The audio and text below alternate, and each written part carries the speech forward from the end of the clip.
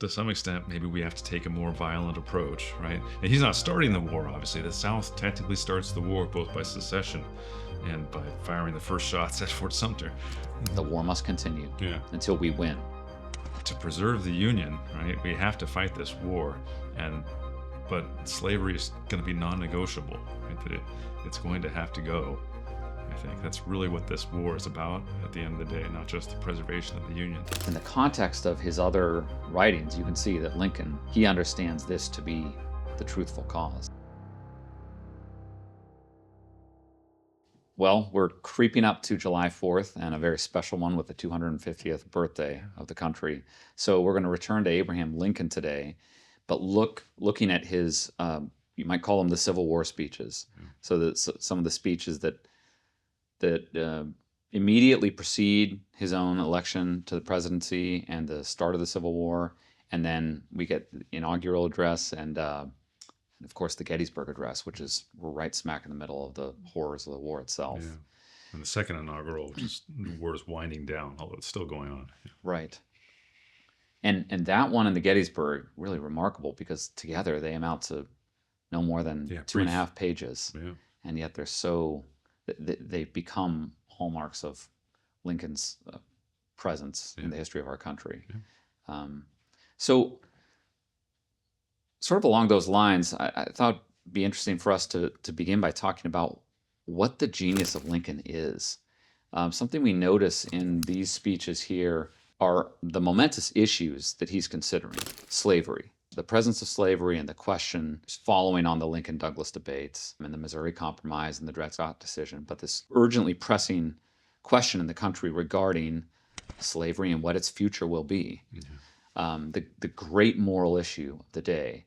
We also have the threat and then the reality of secession and of the nation divided, the house divided, as he puts it, the very existence of the country threatened from the inside. And then you have the fact of this Battle of Gettysburg, hundreds of thousands of lives, I believe, lost or maimed in this battle. And Lincoln has to rise to the occasion in each case and somehow, in a fairly compact manner, address each of these issues and do so in a way that's going to win the minds and hearts of those who listen. Yeah. And we sort of know, in hindsight, that he was successful. The very fact that these speeches have come down to us, some of them considered among the greatest speeches that have ever been written, is a testament to some fundamental success, you might put it. So what is it about Lincoln that we can discern in these speeches that reveals his genius here? Yeah. Is it a matter of a certain kind of rhetoric? Is it his ability to go to different sorts of arguments or principles in order to make his point? Is it a certain kind of tradition that he stands in? Maybe a certain kind of knowledge that he has of his audience. It seems like there's a lot of factors you can think about when you're asking the question, what makes a speech great or successful, if we want to use that word? Yeah. I suppose the thing that stands out in my mind as rereading these again last night was the way he's practicing rhetoric in the original sense of the word rhetoric. You know, rhetoric's kind of picked up a negative connotation of sort of a baloney argument, something like that, right? It's merely rhetorical. Yeah. But in the rhetoric in the original sense meant the art of persuasion, right? And he seems to be deeply invested in trying to persuade his listeners or his readership, trying to hear what their objections are and trying to address them, especially after the first states start seceding. You see him definitely trying to persuade the people, even pleading with them in some ways. I think I was mixing the word persuasion with plead there. Almost pleading with the South, this doesn't need to happen, right? You don't need to separate, and there need not be war, right? There need not be bloodshed and violence. But he's doing it manfully, right? He's not begging, right? He's still reasoning with them, trying to show them that they don't have an adequate argument for doing something as drastic as what they're doing here by seceding, and that the threat to them is not it's not as serious as you think. We're not going to destroy slavery. We in the North, or we, the federal government, are not interested in destroying slavery in your states. So it's a powerful attempt at hearing people where they are, hearing what their complaints or their worries or anxieties are, right? And trying to address them with reason, but not hitting them over the head with a hammer, right? But really engaging them. And I guess it's almost, I see him both devoted to preserving the Union, therefore devoted towards love of this Commonwealth, and a love for its founding, such that he's trying to bring those two things together to keep the threat of dissolution of the Union from happening by drawing on the principles in the Declaration and in the Constitution among the founders in particular. You see that especially in the Cooper Union Address. He's trying to say, look, let me show you what the founders thought, what they showed, by what they believed and taught, if you will, by their political actions, to sort of bring the South on board with even his election, his eventual election as the president. He's going to be representing the Republican Party. The new Republican Party. Relatively new, just a few years old. But, and the South is very much opposed to the Republicans, almost to a man, it seems. But he's trying to get them to, if you will, he's trying to win their vote in a certain sense, or at least win their confidence, right? Yeah, in some ways, everything you've been talking about is contained in the Cooper Union Address, which is really a phenomenal speech that I hadn't been so familiar with prior to this past year. But and it's before he's even running for president yet. Right? This is early in 1860, right? He's going to be elected in the fall of 1860, but I think it's a few months after this that he becomes the nominee. So he's not doing it as a future president yet, but he is still trying to win the South over to the Republican understanding. And that in itself is striking, that he's speaking, when you're hearing this, the way he's addressing the South, the way he's addressing the North, or the members of the Republican Party, it sounds like a president who's speaking. Yeah, already. It sounds like already one who's assuming the stance of a leader of the nation. Yeah. And I wonder if that's an additional element here that, alongside the things you were bringing up, that he's capable of a kind of elevation in his discourse, or reminding people of something in a sort of authoritative manner, but without being authoritarian. Yeah, all right, good. So he might point to, yes, something concerning the founders, or a basic sense of charity. Yeah. He'll make these biblical appeals, right? As though it's this reminder, look, there is an entire worldview that's at stake here, and there are sources and voices that you all respect, and that I know I can connect with you by appealing to them, right? So something like the biblical tradition, for example. I was struck by the fact that after appealing to the South in the Cooper Union Address toward the end, he then turns to his own people, or those on his side, if you want to put it that way. A few words now to Republicans, he says, and he's admonishing them, or at least sort of warning them, look, this is how we need to comport ourselves with respect to the Democrats, or with respect to the Southerners, reminding them we are essentially a great family, if you want to think about it that way. And so there's an appeal being made there to the best in human beings. And it seems like that's something that Lincoln has sort of in his pocket all the way through. And it's on that same sort of basis that he argues against slavery. This is really something we know, and a testament, right? The evil of slavery, and a testament to that you can find by going back in the founding documents. And if you look carefully, you can tell this is not a net positive in the minds of the founders.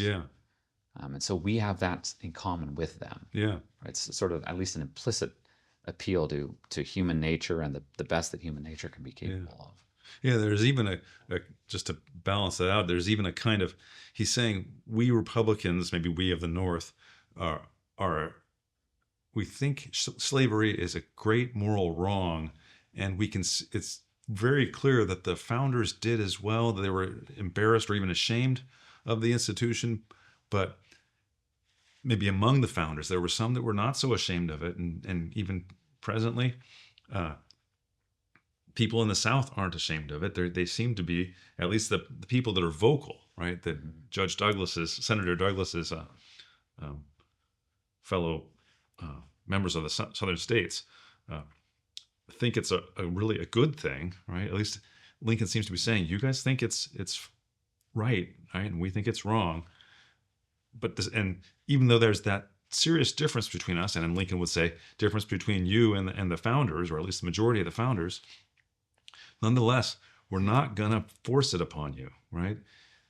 If we were to overturn the Dred Scott decision or the Nebraska Act, Kansas-Nebraska Act, and forbade extending slavery into the territories, right? That isn't by itself an assault on the Southern institution itself.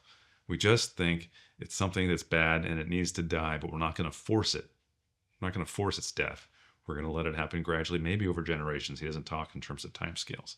Mm-hmm. But I guess I'm just pointing that out as if to say he's appealing to their conscience, and while recognizing that maybe their conscience, he can't reach it. Nonetheless, he's saying, okay, maybe we're just not going to agree about this. But we have no intention. We, the Republican Party, have no intention of smothering your slavery. And that's what they're afraid of. The South is afraid that this is, certainly once Lincoln himself is elected, they're afraid this is the opening salvo in a coercion of the Southern states, right? That's interesting. So they're seceding before he's even inaugurated, seceding from the nation. Yeah. So he's able to combine a refined speculative sense, you might say, and a refined understanding mm-hmm. of what the truth is when it comes to something like a moral matter like slavery, what the truth is when it comes to the integrity of the Union. But he's able to combine that understanding with a very sound, practical realism, you might call it. Prudence, Prudence. And that's rare among all of us. Mm-hmm. It's rare you find someone who's capable of bringing those two things together, who's capable of a right understanding, even a kind of elevated understanding, and a sound sense of what's feasible and what might not be. And then on top of that, to be able to bring those together in a compelling manner. We noted when we were talking about the Lincoln-Douglas debates that one maybe short-term appeal you found in Douglas was just the simplicity of his position. Just stick with states' rights when it comes to slavery. If the state wants it, they've got it. If the state doesn't want slavery, they don't have it. If the territory wants it, they got it. Right. Yeah. And so there's something a little more complex about Lincoln's position, and yet it's the right position.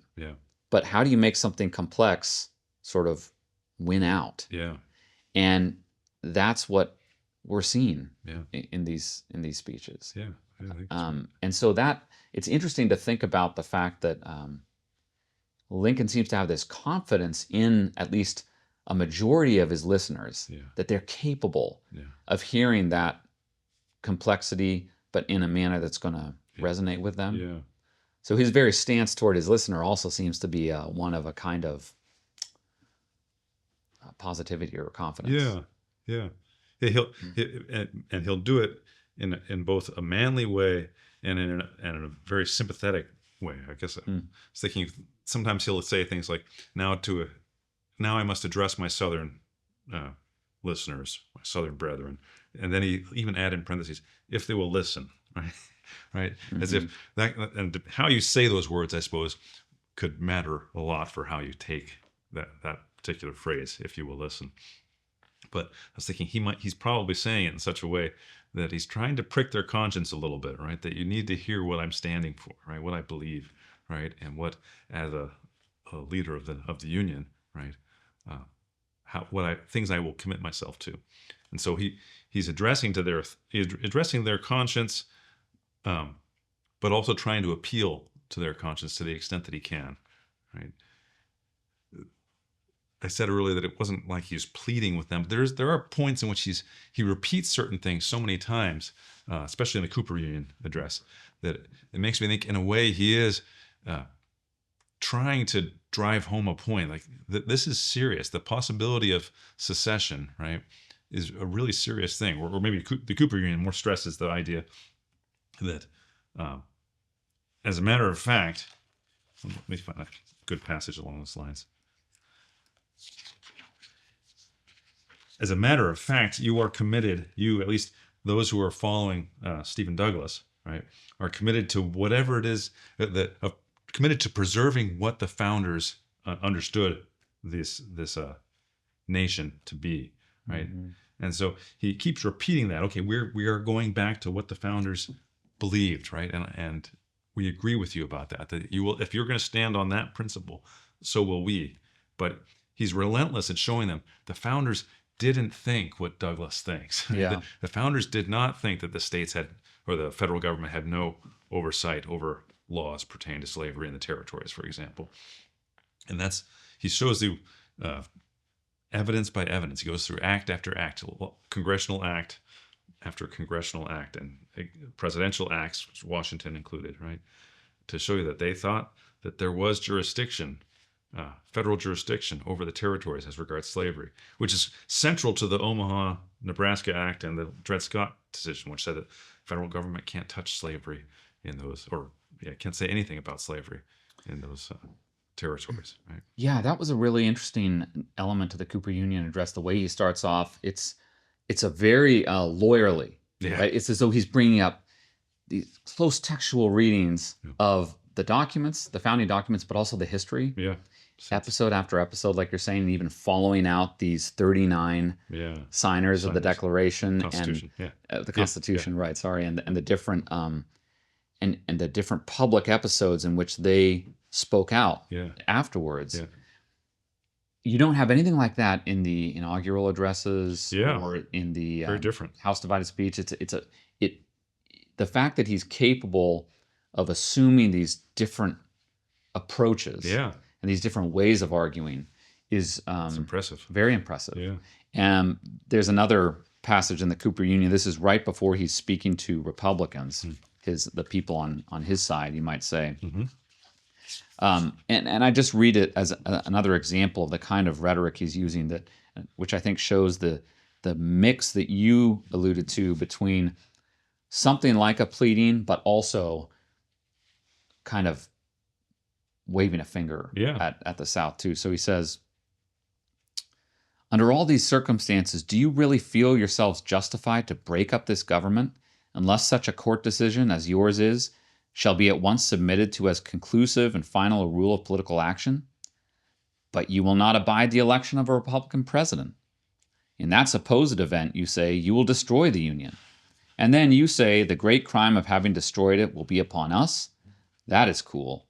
A highwayman holds a pistol to my ear and mutters through his teeth, stand and deliver, or I shall kill you, and then you will be a murderer.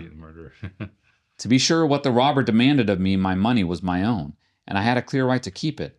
But it was no more my own than my vote is my own, and the threat of death to me to extort my money, and the threat of destruction to the Union to extort my vote, can scarcely be distinguished in principle. Yeah.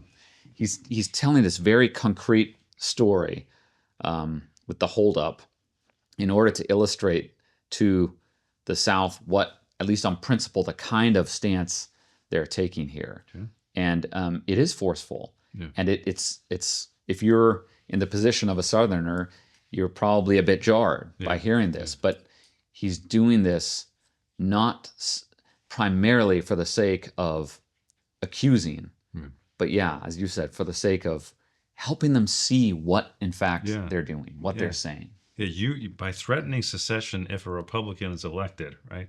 You are holding the Union at gunpoint, right? And so it will be you who's going to destroy the Union, right? It's not myself, Abraham Lincoln, or any Republican, should he be elected. Yeah. Let's turn to the Gettysburg Address. Sure. Very different in its tone, and of course, it's a wholly different sort of occasion. Now the the evil has occurred. Yeah. We're in the middle of the Civil War, and we get this amazing speech. It's 3 paragraphs, and one of them is barely a paragraph. It's half a page long. And so it seems like a fair question. What is it about this tiny little speech that has, even more than these others, stood the test of time and resounded in the hearts and ears of the American people? Yeah. Just as a kind of beginning here, there's something comprehensive.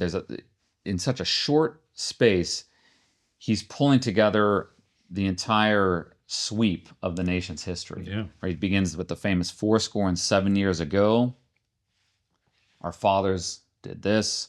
Now we are engaged in a great civil war. So he's moved from the past to the present, and then concludes, it is rather for us here to be dedicated to the great task remaining before us. So how do we look to the future? Yeah. Just a very simple temporal sweep, that he's giving us here, but that seems to exert this almost subconsciously, this there's a kind of energy that comes from that, and something appealing to the way we hear what he's saying. Yeah, it seems like he's in a way putting us in the sweep of human history as a whole as well, right? So as he says in that second sentence, I guess, right? So now we're engaged in a great civil war, testing whether that nation or any nation so conceived and so dedicated, he says in the previous sentence, to the proposition that all men are created equal. All men, right? That's got to be, that's got to have the slavery question buried in it, right? Whether that nation or any nation so conceived and so dedicated can long endure, right? You got that expression, the American experiment, which I don't know where that's from, whether that's was in one of the Federalist Papers. I don't know. I believe so. Language very much like that is in the first Federalist. So so Lincoln is extending that language without using the word experiment. He's saying we are a test case, right? Whether a nation devoted to the principle or the concept that all men are created equal, whether that's a pipe dream, whether it can last more than a few decades, right? 80 years or something like that, right? So he's sort of situating this Battle of Gettysburg. So this is after the battle, right? Dedicating a cemetery.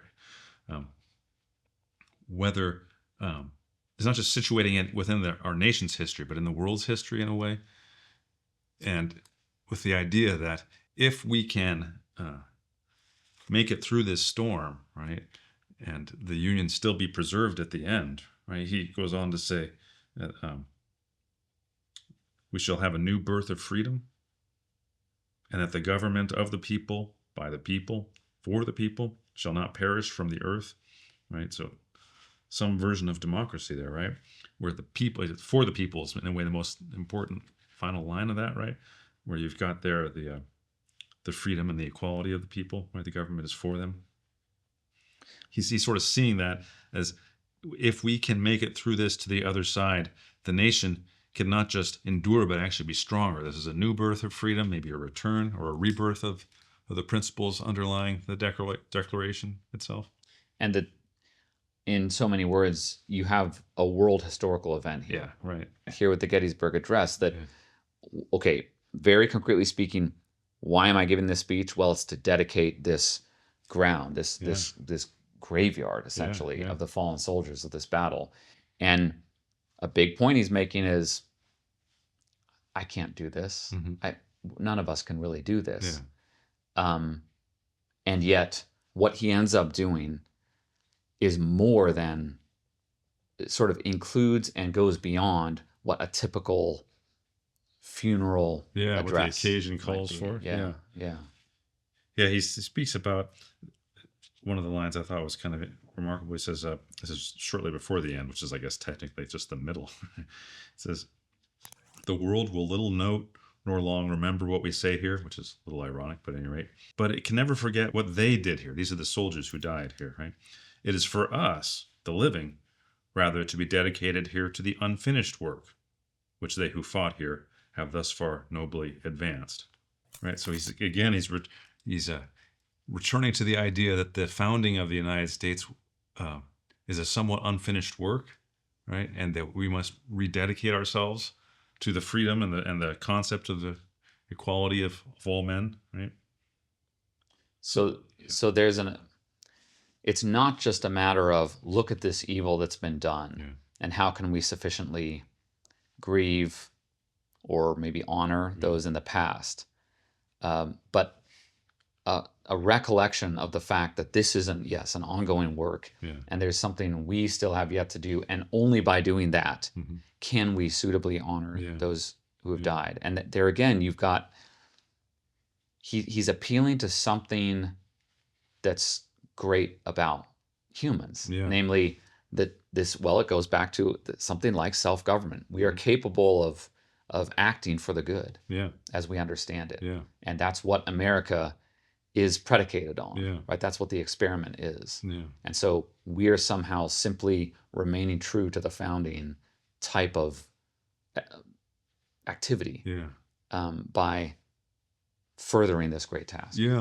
And when he speaks about what exactly we are going to do, it's not clear whether he means merely we must continue this war, right? That the Civil War must continue until the South agrees not to secede, right? To become a part of the Union again. Or is he saying in our hearts, and maybe I think he's saying this in addition at least, in our hearts we must think more seriously about that original line, right? That proposition that all men are created equal, right? He'll say in his first inaugural, I think it was, that maybe it's also the second, that we even of the North have participated in the perpetuation of slavery, right? Which violates the stated line, right? About the principle that all men are created equal. And maybe we're all doing penance here. We are all suffering. It's not just that the South is guilty because they were the slaveholders, right? And the North is innocent, right? And the good guys will win, right? But both sides are fighting, right? Here on the field, in Gettysburg, right? And fighting and dying for the cause of restoring this Union, maybe on a more serious foundation, a more serious dedication to equality of all men. Yeah, that I think you were alluding to the Second Inaugural, where he really gets kind of deep in terms of this notion of the theological, the providential work that's at play here, and this notion of suffering because of offenses that have been committed. And along those lines, you can't help but notice the verbs, the action words that characterize the Gettysburg Address. The verb dedicate is used 5 or 6 times. Is that right? Okay. Which is a lot for a speech that's half a page long. Yeah, right, sure. And then he's also got this word consecrate in there. And then he talks about the fact that we must take increased devotion and that these men gave the last full measure of devotion. So when you take those words together, you've got a lot of subterranean religious sort of impulse that's behind this here. And of course, it becomes even more explicit in the Second Inaugural, where he's almost taking a stab at telling us what the workings of the Almighty are in this case. What the providence at work is. So it makes me wonder about that. Just what's the presence of the religious in these speeches, maybe in particular in the Gettysburg Address, and to what degree that is part of its great strength. The fact that he's addressing the listener as with a view to saying, there's something sacred that's present here, and that we are involved in, and it's the greatest obligation of all when you put it in those terms. And it's in a way, you're right. I guess it's you hear the religious aspect mainly from the word choices, because it's unlike, say, the Second Inaugural, where you got God explicitly in there and God's workings. You've got only the reference to under God near the end of the Gettysburg Address. That's the only explicit reference to religion. Yeah, so there's kind of more like somehow it's more fitting in the context of the Gettysburg Address to bring the religious to us, to earth, to those who have given their lives and those who may yet give their lives, and all of us who care about what these lives were given for. Yeah. That somehow that's the terrain within which this religious orientation, these sacred acts need to be played out. Yeah, I guess that's right. Yeah, if it's okay, can I read that line from the Second Inaugural? Which I think maybe he wants to just say it explicitly what he's only implied, right? Because the Gettysburg Address, I guess it's July 1863, and this is, of course, a year and a half later. At his beginning of his Second Inaugural, really just a couple months, I think, before he's assassinated. But near the end, he says, "If we shall suppose that American slavery is one of those offenses which, in the providence of God, must needs come, but which, having continued through his appointed time, he now wills to remove, and that he gives to both North and South this terrible war, as the woe due to those by whom the offense came, shall we discern therein any departure from those divine attributes which the believers in a living God always ascribe to him?" Rhetorical question, right? I think it's supposed to be no, right? "Fondly do we hope, fervently do we pray that this mighty scourge of war may speedily pass away. Yet, if God wills that it continue until all the wealth piled by the bondsman's 250 years of unrequited toil shall be sunk, and until every drop of blood drawn with the lash shall be paid by another drawn with the sword, as was said 3,000 years ago, so still, it must be said, the judgments of the Lord are true and righteous altogether." Right? So those are the divine attributes he's referring to, God's truth and righteousness, right? So as he concludes, right, "With malice towards none, with charity for all, with firmness in the right as God gives us to see the right, let us strive on to finish the work we are in, to bind up the nation's wounds, to care for him who shall have borne the battle, and for his widow and his orphan, to do all which may achieve and cherish a just and lasting peace among ourselves and with all nations." Right, to that last line sort of again situates us in the world of other nations as well. But I guess I was thinking of that language. He's talking about binding up the nation's wounds and completing the work, right? He's not looking there at any sort of sense of we're going to take care of the widows among the North only, right? But the whole nation's wounds, right? We're about to become reunited because the war is nearing its end. He's hoping that God will be at work here, or God has been at work, even maybe in bringing about this war, so that we can end. That's the only situation in which we would end this scourge of slavery. Yeah, that very striking line where he says, "If God wills that it continue until all the wealth piled by the bondsman's 250 years of unrequited toil shall be sunk." Right? Its bloodshed continues, but the ways of the Lord are true and righteous. I guess the darkest reading of this would be that, well, he's going to the ultimate justification for pursuing his particular course, right? Which is what, namely, the war. The war must continue until we win. Now, I guess in the context of his other writings, you can see that Lincoln, I mean, he really does. He understands this to be the truthful cause, and but it's still it's a risk. It seems to me a rhetorical risk in speaking this way. He took a bold gamble in the sense that he's not in no way shying away from the horrors that have occurred, and he's even suggesting this could be on all of our heads, and that we're suffering because of offenses that we've directly or indirectly contributed to, and this may continue even further than we're predicting right now. And if it's meant to continue, so let it be. That's because we deserve it. That's what he's implying there by committing this atrocity over these 200 years, we all deserve to be punished, and maybe in some sense it punished by our blood, right? Yeah. Sorry, I interrupted Yeah. you. You were Well, gonna say no, something. it's hard to know what to make of that. The fact that, again, this speech, it's not as though he gave it and people were kind of queasy about it, and after a few months, well, let's sort of forget about Lincoln's second inaugural. Yeah. But rather quite the opposite. Yeah. That it's here that we get some of his most memorable language that's become meaningful for a reason. Yeah. And that it's not as though he thinks, well, people can't handle this, hearing this kind of thing. Yeah. So let's just step back from it. Yeah.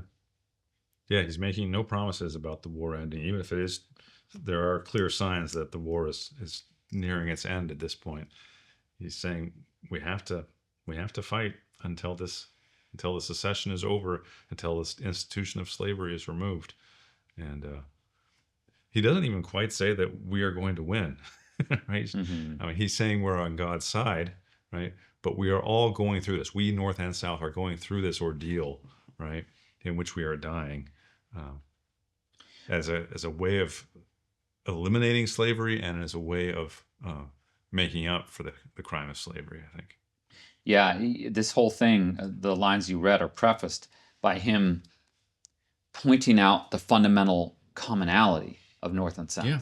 That neither party expected this horrible war, or that the war would be this bad. That would go on that long. Yeah. He said, both read the same Bible, pray to the same God, and each invokes his aid against the other.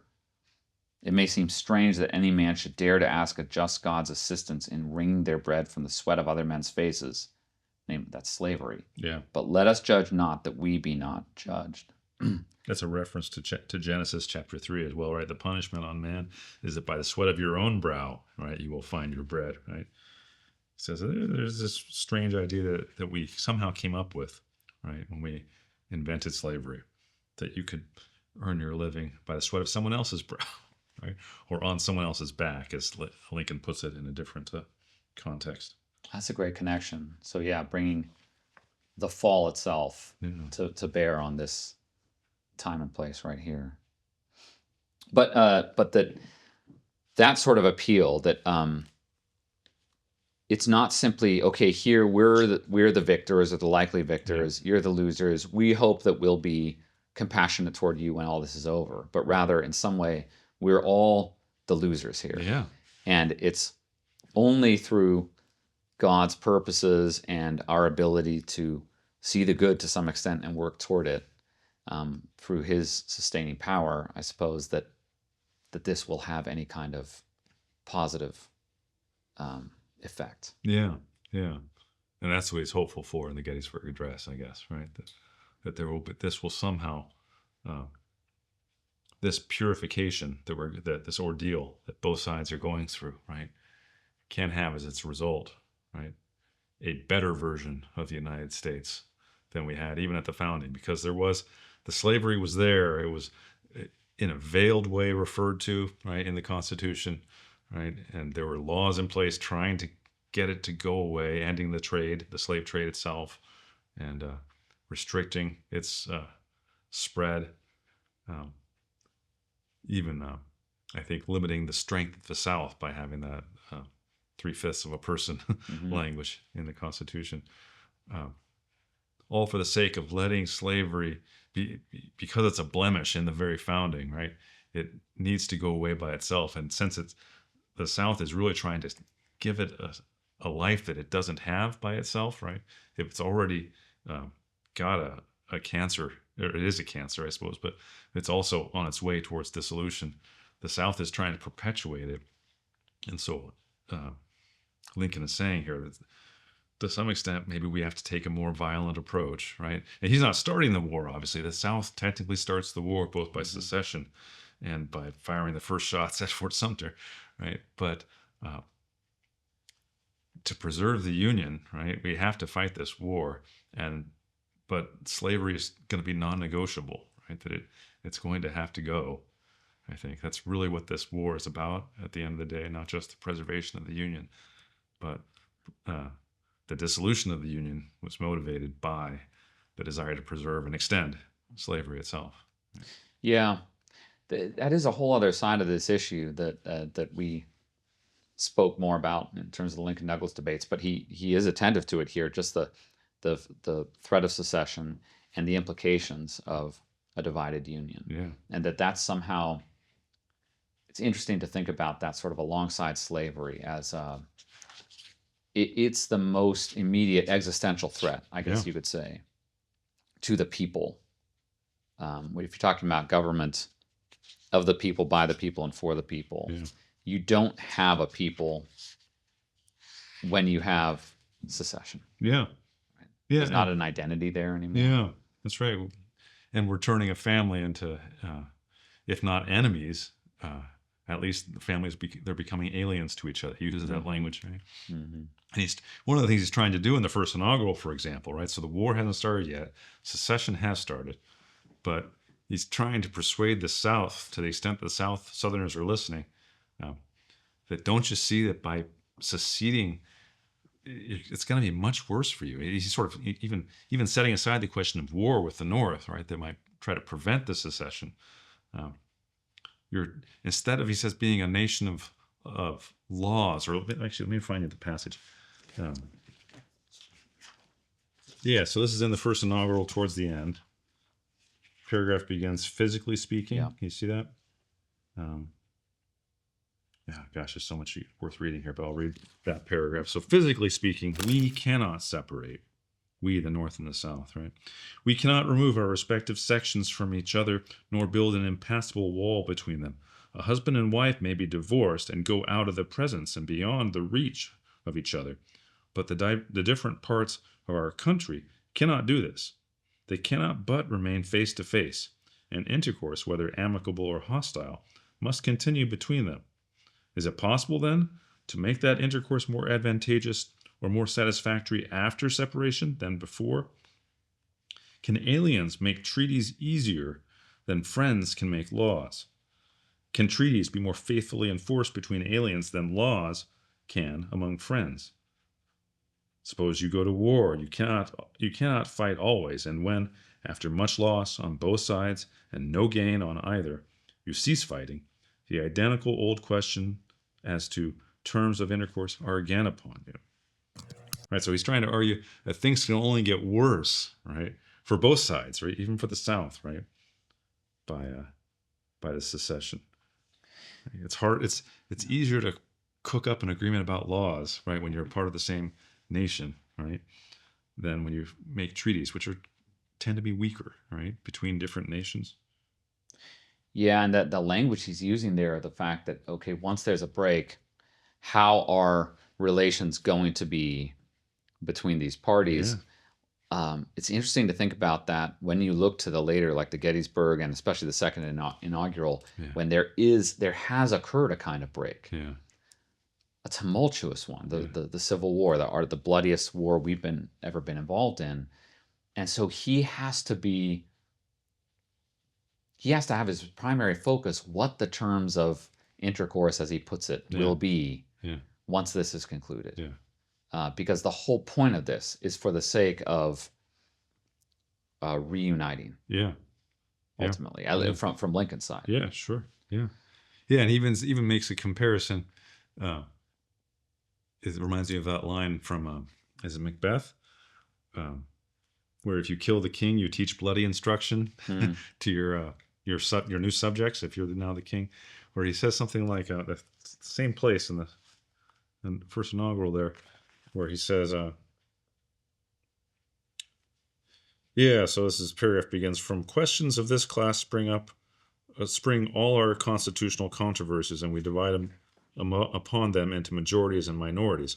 So here's the important line. If the minority will not acquiesce, the majority must, or the government must cease.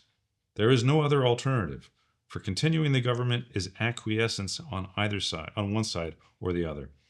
If a minority in such case will secede rather than acquiesce, they make a precedent with a C there, right? Precedent, which in turn will divide and reign them. For a minority, of their own will secede from them whenever a majority refuses to be controlled by such minority. Mm-hmm.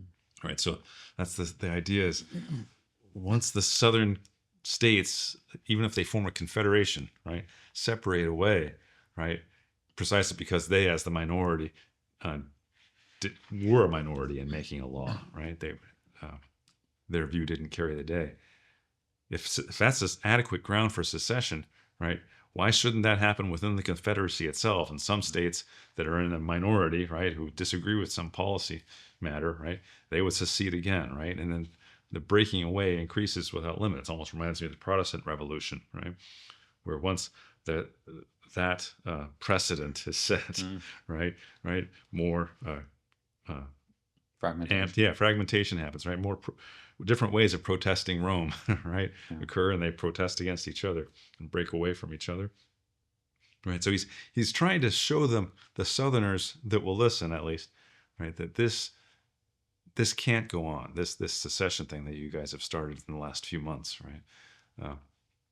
Because it will actually undermine even your aspirations in the South, right? It's against the very notion of being a part of a union, right? That you could, at will, right, a state or a group of states even might break away. Right? Yeah, and so much of what he's saying here seems to be to harken us back to what it is about this union that makes it so immensely worth preserving. The fact that it is a nation dedicated to the proposition that all men are created equal and that it's conceived in liberty. Yeah. And this is not just a matter of a particular people popping up at some time and place, but it's alliance or something like right. that. Yeah. But that this is something that's, he's wanting to say, important for the human race itself. Yeah, right. And to become a kind of light or example for other nations to come, right? Yeah. That's something so amazing too, is that he's always got this eye toward what's even beyond our nation, at least sort of implicitly. And that situating ourselves within that broader expanse lends more meaningfulness to what he's asking of the American people. Yeah. Well, let's close with the great final sentence from the first inaugural. Sure. He says, I am loath to close. We are not enemies but friends. We must not be enemies. Though passion may have strained, it must not break our bonds of affection. The mystic cords of memory, stretching from every battlefield and patriot grave to every living heart and hearthstone all over this broad land, will yet swell the chorus of the Union, when again touched, as surely they will be, by the better angels of our nature. It's a great sentiment for the upcoming anniversary of this country. Indeed. Okay, thanks, Chris. Thanks, John.